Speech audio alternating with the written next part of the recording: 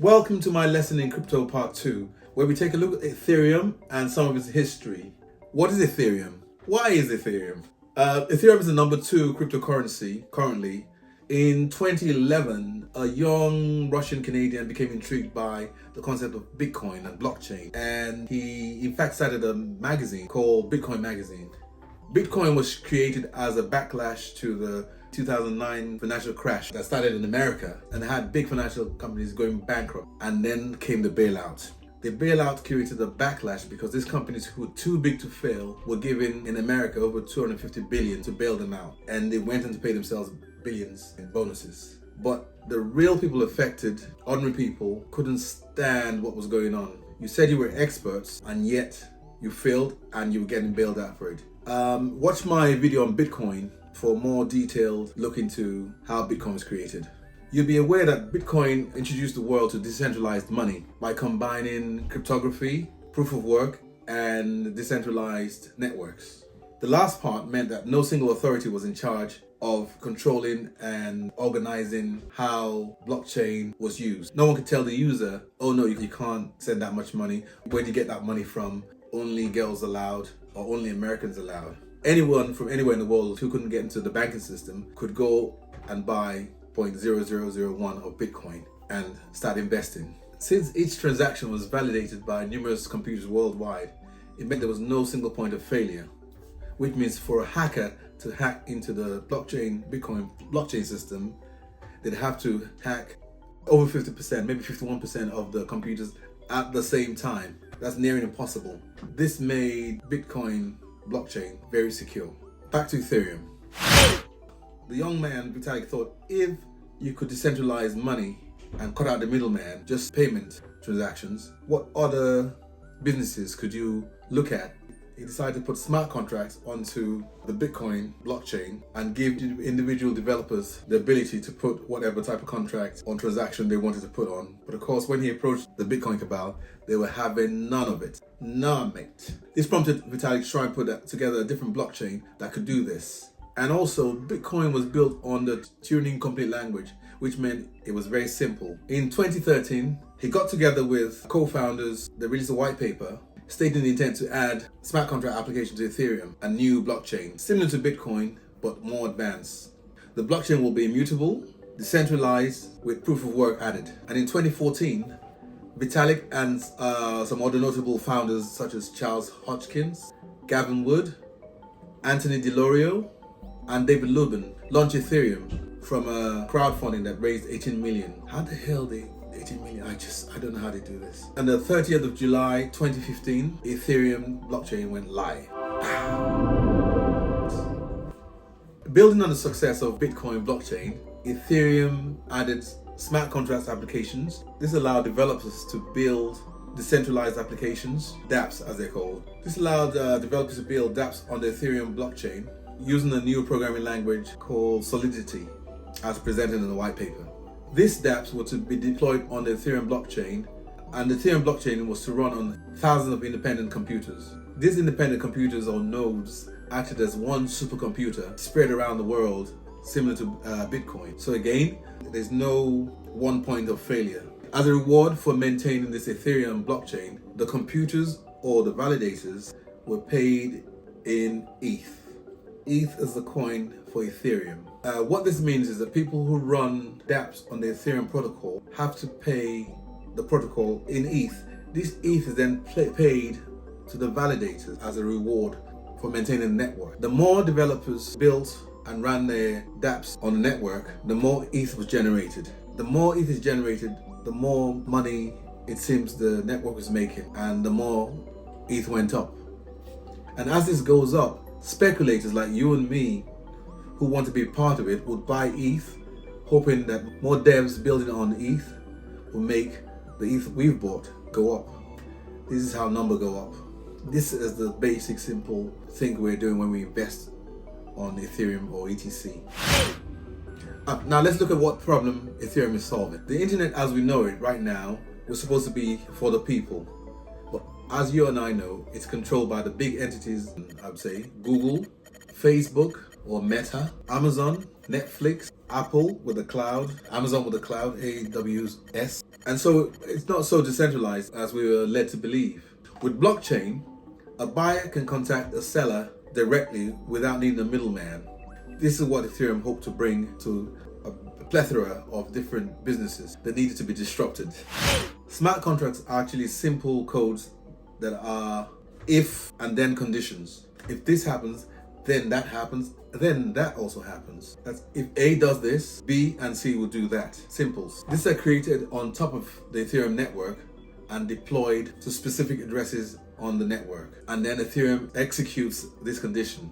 They become immutable and transparent and executed without third-party interference. So you can use it for voting, governance, land deeds, wills, transactions such as DeFi, loans, borrowing, basically thousands of deals and transactions that used to need someone in between. The original smart contract in Ethereum was launched under the auspices that code is law. That means you follow the code exactly. There was no kind of gray area like humans would have or like a judge would have, where you try and understand the specific circumstances, the way the person was feeling, the way this person really meant it to be. The code says this, and that's exactly what it does. That's to say the code was not flexible, it was letter strict. This made it immutable and followed the program rule to the letter. Once it was executed, it couldn't be altered by anybody. The complex contract had no wiggle room. I think you get it now. But in 2016, there was a DAO hack. That's Decentralized Autonomous Organization. The DAO had over $150 million worth of ETH deposited by the ETH holders. Unfortunately, a hacker found a loophole and went in and collected 50 million. So this led to confusion, and obviously Ethereum had to do something about it. A large section of the community wanted to just erase that 50 million hole and move on. Other part of the community wanted to reflect the fact that that hack happened, and so Ethereum had to fork. That is split into two. The people who want to acknowledge the hack, the 50 million disappearing, carried on as Ethereum Classic. Those who wanted to erase and start again went on as Ethereum.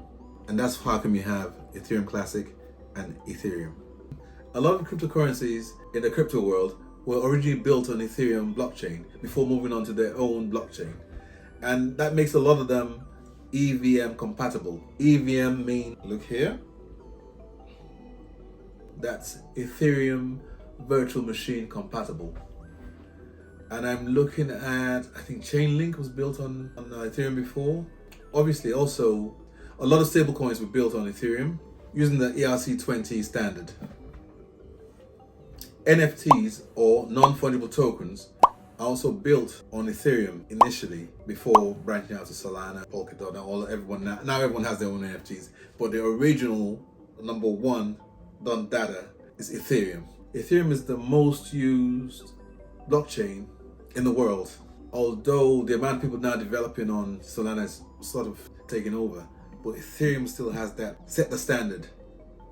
DeFi, or decentralized finance, mirrors a lot of the traditional finance in the world, but cuts out the middleman. So stuff like securities, loans, borrowing have been done on Ethereum, and this gave rise to the DeFi season last bull run. Quoting from the blockchain council, the growth of DeFi space has been explosive. DeFi Pulse reports that value locked has increased by 15,000% to 8 billion. The major advantage of decentralized finance is that it removes the need to trust centralized parties. Thus, by eliminating the third party involvement and automating roles, provides lower costs and a higher degree of security and privacy. Moreover, such protocols provide financial services, including lending and borrowing, to the unbanked population, as around 1.7 billion of the population of the world have been denied access to traditional banks.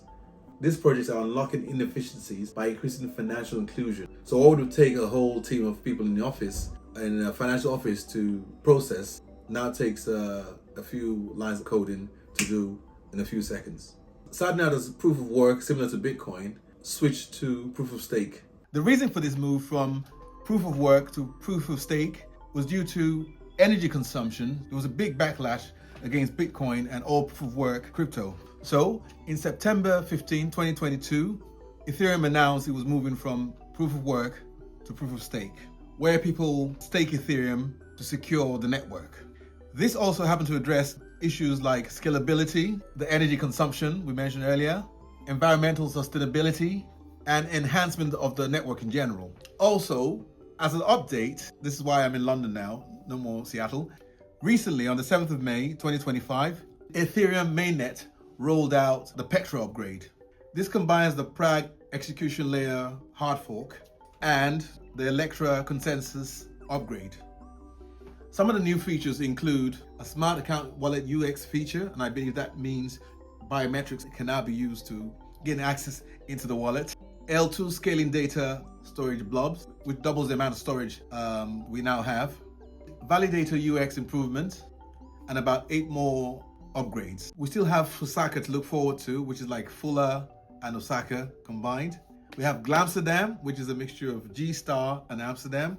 All this is to reduce transaction costs. The gas fees for trying out transactions on Ethereum is way too high. And during the bull run, when everyone is trying to do some trades and transactions, it goes even higher for most retail users. Also recently, there's been a change in leadership at the top. Vitalik, now at 30, has now moved away from the day-to-day running of Ethereum Foundation and is more now moved to a technical and intellectual guidance along with Chu Wei Wang. Hopefully this will allay fears of retail and obviously the financial institutions that Ethereum is on a new trajectory and the price of Ethereum will shoot up past its last all-time high. In the past year, a lot of cryptocurrencies have been going up in price. Ethereum has sort of stayed at a certain level. Ethereum ETF, which was a bit lackluster, and people thought it was going to blow up like the Bitcoin ETF, but it looks like Ethereum will be received as one of the most important building blocks in crypto. Also, Microsoft voted on the 10th of December whether to include Bitcoin as part of their assets, but this was rejected, and instead they quietly went for Ethereum because I believe they think Ethereum has more utility than Bitcoin, and Ethereum just keeps introducing new things every year or every 6 months. They have a roadmap they follow. They're always a bit late, but I encourage you to go and read more and maybe take a look at a video by Bitcoin 99. I'll leave the link below, and take a look at Coin Bureau. I'll leave the link below as well.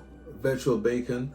And just once you watch this video a couple of times and get the basics, I'll encourage you to go into more depth with other videos, and some of the words I dropped will be familiar to you when you start listening to those people that I think are brilliant and more detailed. I understand a lot of people don't want to go into a 40-minute video, 1-hour video of something they never even thought of or heard of before. So I'm trying to keep it short, cut out a lot of the fat. But this is one food that you need to chew on the fat. So until next time, this is Alexander F. Onileri from Caliban Crypto saying I'll see you in part 3 of Lessons in Crypto.